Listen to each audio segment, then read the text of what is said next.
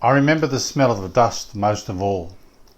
Jerusalem was always crowded at Passover, but that year it felt as though the city itself was breathing faster. Pilgrims pressed from every direction, Galileans like us, Judeans, men and women from far beyond our borders, all of them carrying stories and expectations and prayers they hoped God would finally answer.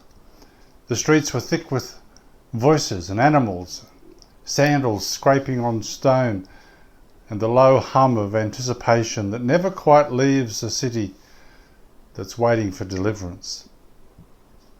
We'd come up from Bethany early that morning. Jesus had stayed there the night before with friends who loved him deeply, friends who had watched him stand before a sealed tomb and speak life into death.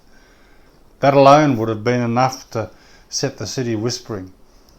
News travels quickly when hope is starving. I walked close behind him as we approached the Mount of Olives. I always walked close to him when I could be.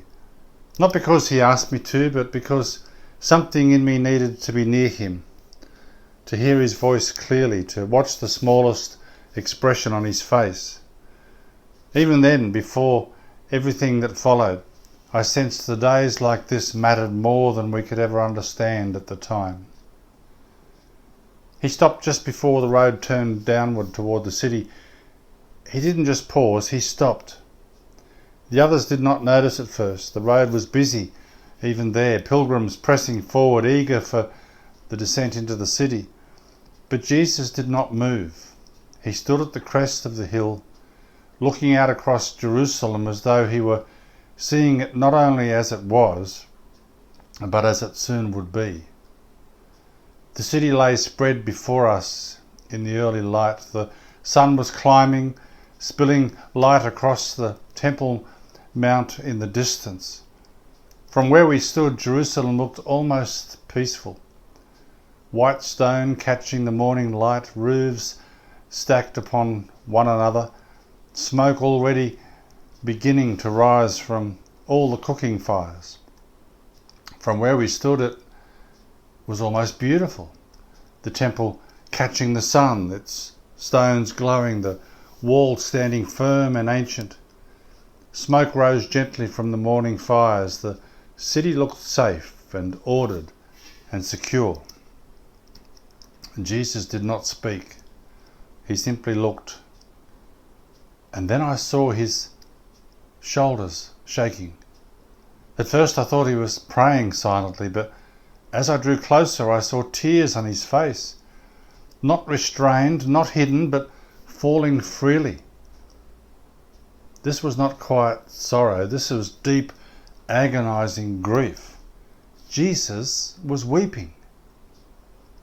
And the sight stunned me. I'd seen Jesus moved to tears before, by suffering, by faith, by loss. I'd seen him weep at the tomb of a friend. But this was different. There was no single person before him now. There was just a city, a people, a history, a future rushing towards disaster. He spoke then, not to the crowd, not to us, but as though Jerusalem itself could hear him. If you only had known, he said, his voice was breaking, what would bring you peace? The words cut deeply. He was not angry, he was not condemning, he was mourning. This was the grief of one who loves fully and knows that love will be refused. He spoke of days that were coming, days of siege and destruction, of suffering, brought not by Rome alone, but by hearts hardened against the very peace God was offering them. His words were heavy and prophetic and final, and still he wept. The city below us stirred, completely unaware. Pilgrims laughed, children ran, traders prepared their stalls, everything looked normal. But Jesus knew. He knew that this city would shout his name and then silence it. He knew it would welcome him and then hand him over. He knew it would reject the peace standing before it and choose violence instead. And yet he loved it anyway. That is what undid me. Not the prophecy, but the tears. Looking back, I realised now that the cross had already cast its shadow across his heart. Jesus turned to two of the others and spoke quietly. I didn't hear everything he said at first, but I saw their expressions, a flicker of confusion, then recognition. They nodded and they set off ahead of us toward a small village that was nearby. I asked him nothing. By then I had learned that when Jesus paused like that, when he gave instructions without explanation, it was because he was shaping a moment long before the rest of us realised it had been prepared. As we waited, people began to gather. At first it was only a handful of pilgrims who had recognised him, who had heard rumours and wanted to see for themselves. But a crowd is never just a crowd, it's a living thing. One voice becomes two, two become 10, and suddenly a road that had been quiet moments before is filled with movement and sound. Someone whispered his name. Someone else said it louder. Then the shouting began. Not angry shouting, not yet, but the excited, breathless sound of people who believe they are standing at the edge of something that's long promised. Some had branches in their hands already, cut from nearby palms. Others pulled cloaks from their shoulders and spread them across the road like a makeshift carpet. I remember feeling rather unsettled by it all. Not because I doubted him, never that, but because the expectations were rising so much faster than the understanding.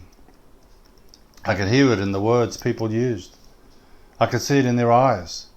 They were not simply welcoming a teacher or even a prophet. They were greeting a king. But the kind of king they wanted, not the kind of king Jesus had ever claimed to be. When the two disciples returned, they were leading a young donkey. Still skittish, unused to crowds, they helped Jesus onto it, laying garments across its back to steady him.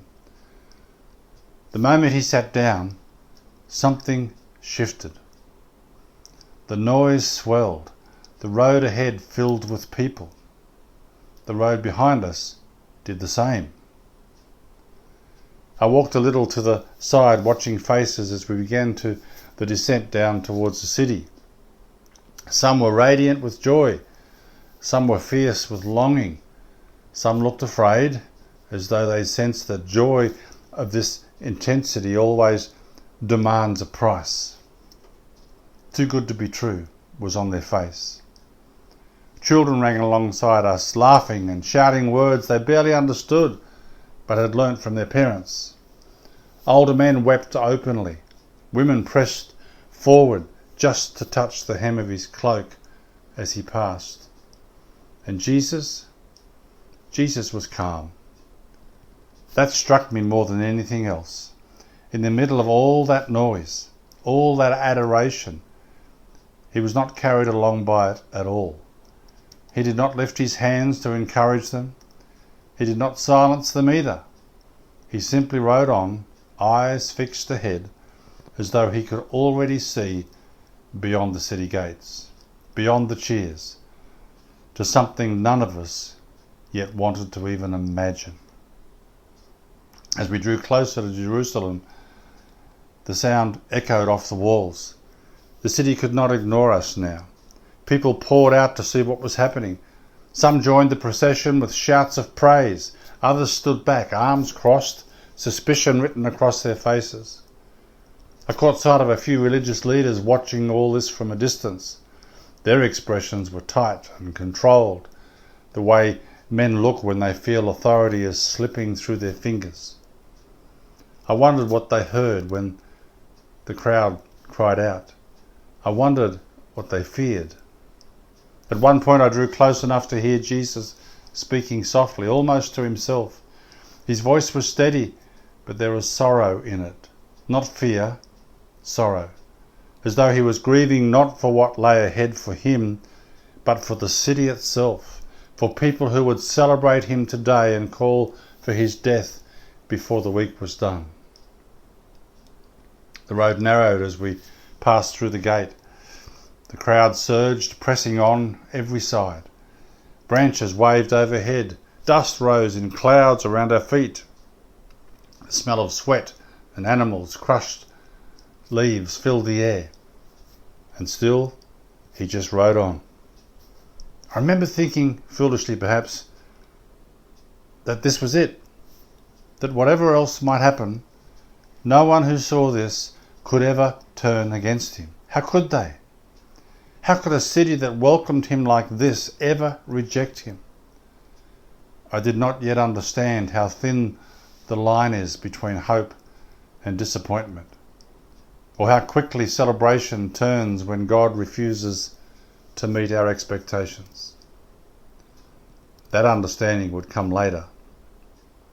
But that morning, as we entered Jerusalem together, with the city crying out around us and the temple gleaming ahead, it felt as though the world itself was holding its breath, waiting to see what kind of king Jesus truly was.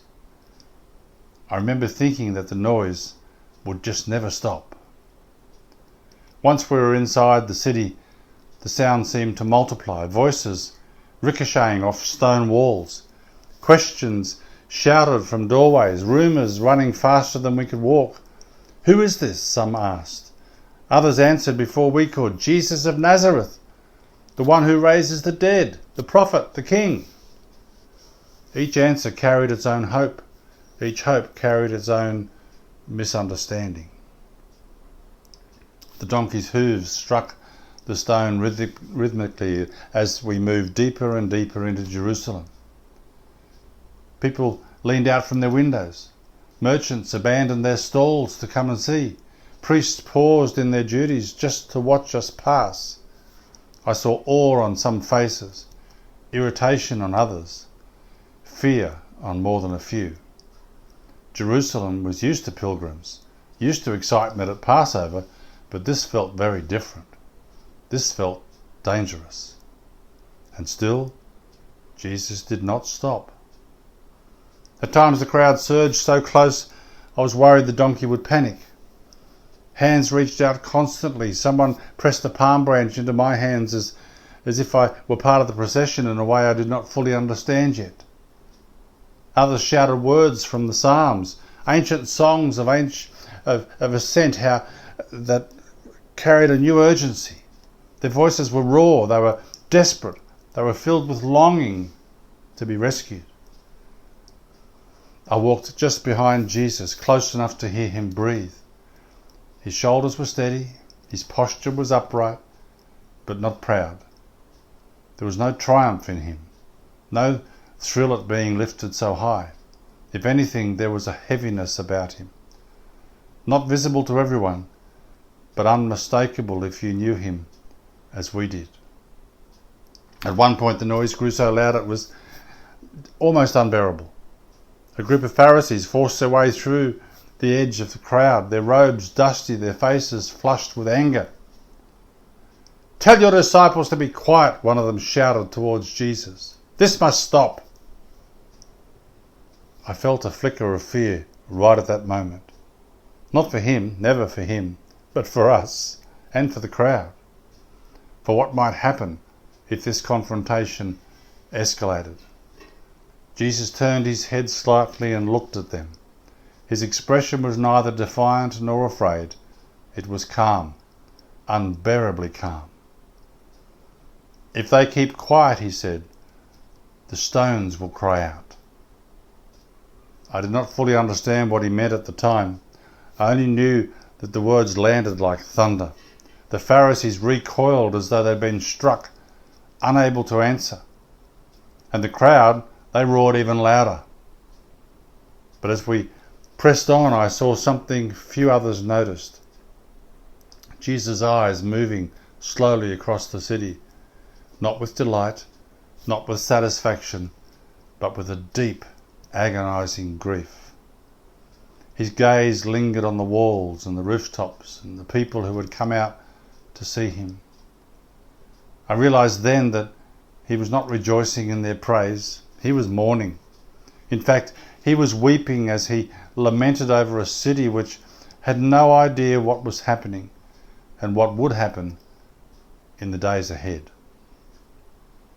The city was celebrating the arrival of a king who would overthrow Rome, restore Israel's fortunes and make their lives easier. Jesus wasn't entering a city that would soon reject the very peace he offered. Yes, he was, and nobody understood that but Jesus. They were shouting words of salvation. He was carrying salvation in his own body, and they just didn't recognize it. Well, we reached the temple courts and the crowd began to thin, the energy slowly dissipating into murmurs and speculation. Some expected him to climb the steps and claim authority there and then. Others waited for some sign, fire from heaven perhaps, or an angelic proclamation. But Jesus dismounted quietly. I remember how ordinary that moment felt. After all the noise, all the shouting, all the anticipation, he simply stepped down. No announcement, no declaration, just the soft scuff of sandals on stone. He walked into the temple and began to look around. That unsettled me more than anything else that day. He did not speak, he did not act immediately, he observed. His eyes moved across the courts, the money changers, the animals, the priests, the pilgrims. It was a look of a man taking account, not merely of practices, but of hearts. We waited, almost holding our breath, but nothing happened. Not yet. The crowd slowly dispersed, disappointment already beginning to whisper through their excitement. A few lingered, clearly unsure what to do next. Others shook their heads and returned to their business, as though trying to convince themselves that this was not the moment they'd been hoping for. As the sun began to lower, Jesus turned back toward us. His face was weary, not the weariness of someone who had been overwhelmed, but the deeper weariness of someone who sees clearly and knows what must come. We left the city quietly, retracing our steps toward Bethany. The road that had been so crowded earlier now lay mostly empty. Palm branches lay discarded in the dust, already wilting. Cloaks were folded and slung once more over shoulders. Celebration was over. I walked beside him again. The silence between us was heavy. At last I dared to speak. They were ready, I said. They were ready to follow you. He glanced at me then, and there was kindness in his eyes, but also sadness. They were ready, he said softly, for a kingdom they could recognize. That night as we rested outside the city, I lay awake long after the others were sleeping. The sounds of Jerusalem drifted faintly through the darkness, laughter, argument, and distant call of guards on the walls. I replayed the day in my mind, the branches, the shouting, the faces filled with hope. And beneath it all I felt a growing unease. It was how the city welcomed him. What would it do when it realised he was not the king they wanted? I felt very uneasy, and sleep didn't come quickly that night. When it did, it was light and it was restless, broken by images of the day replaying themselves over and over again. The sound of shouting, the sight of palm branches waving against the sky, the weight of words spoken with such certainty and yet so little understanding. I woke before dawn, the air was cool and still, my thoughts already turning back toward Jerusalem. I looked across and Jesus was awake too. He often was before any of the rest of us, sitting quietly, praying while the world was still finding its voice for the day. I watched him from a distance, not wanting to intrude. There was a gravity about him that morning, a sense of resolve settling deeper into his bones. Whatever the crowd thought the day before, he knew exactly where this road was leading. We returned to the city early. The streets were quieter now, the excitement of the previous day already giving way to routine. Shopkeepers swept dust from their doorways. Pilgrims moved with purpose rather than celebration. The same city that had shouted itself hoarse for him barely glanced up as we passed this time. That too stayed with me. Fame fades quickly when it refuses to perform. As we walked, Jesus spoke to us, not about the crowds, not about the cheers or the anger that simmered beneath them, but about faith, about fruitfulness, about hearts that appear alive yet bear nothing lasting. His words were calm, they were measured, but they carried a warning we were only just beginning to hear. He spoke as one who knew that outward devotion can hide inward barrenness, and that God is never impressed by appearances alone. I remember thinking how different his words sounded now that the shouts had faded. Yesterday they'd crowned him with noise. Today he spoke into quiet hearts, and the quiet was far more demanding. When we reached the temple again, everything changed. The stillness shattered as soon as we entered the courts. Jesus moved with a sudden, unmistakable authority. Tables were overturned. Coins were scattered across the stones. Animals bolted in every direction. Handlers shouting in protest. The air filled with dust and outrage and disbelief. I remember standing frozen for a moment, my heart pounding in my chest. This was not the gentle teacher welcomed the day before. This was not the quiet observer who had merely looked around and left. This was judgment. Jesus' voice cut through the chaos, fierce, unwavering, righteous. He spoke of prayer and corruption, of holiness trampled under greed.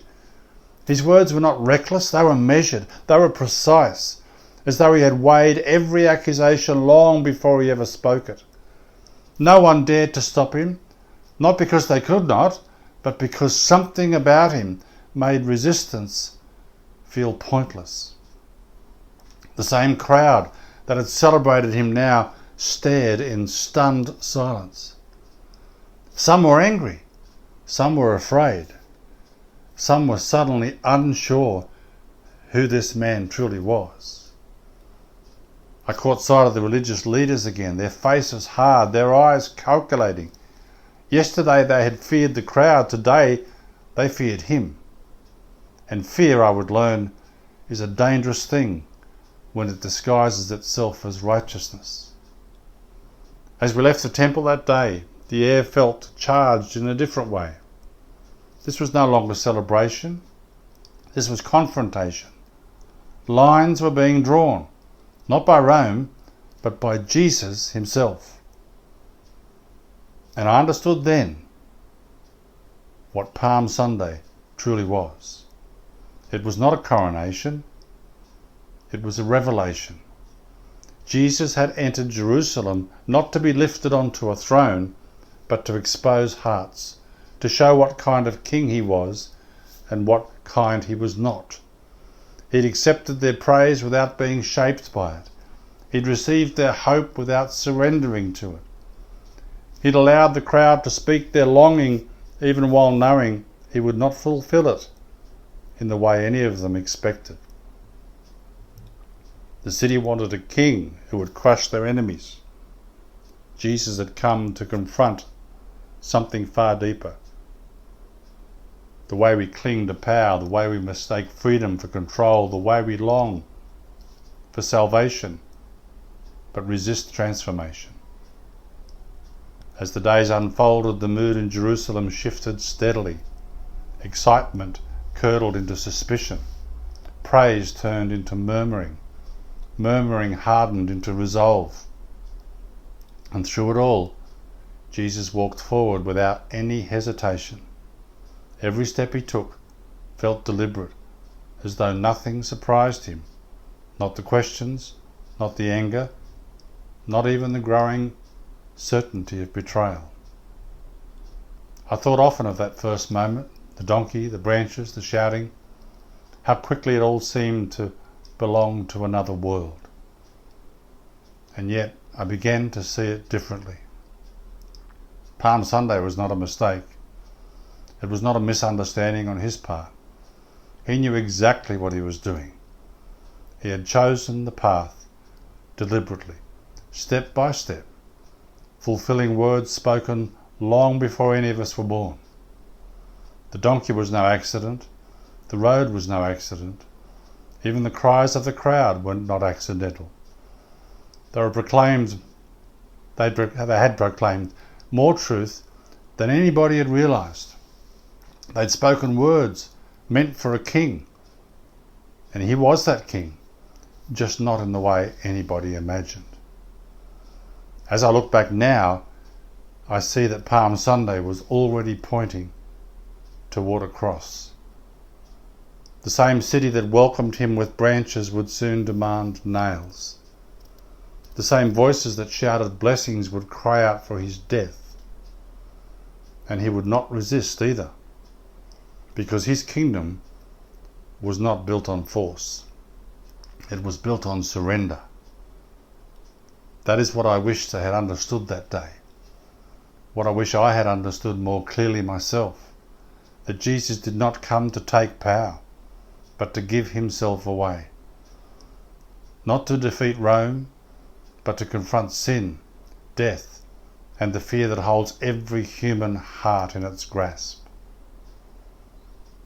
When I remember Palm Sunday now, I no longer hear only the shouting.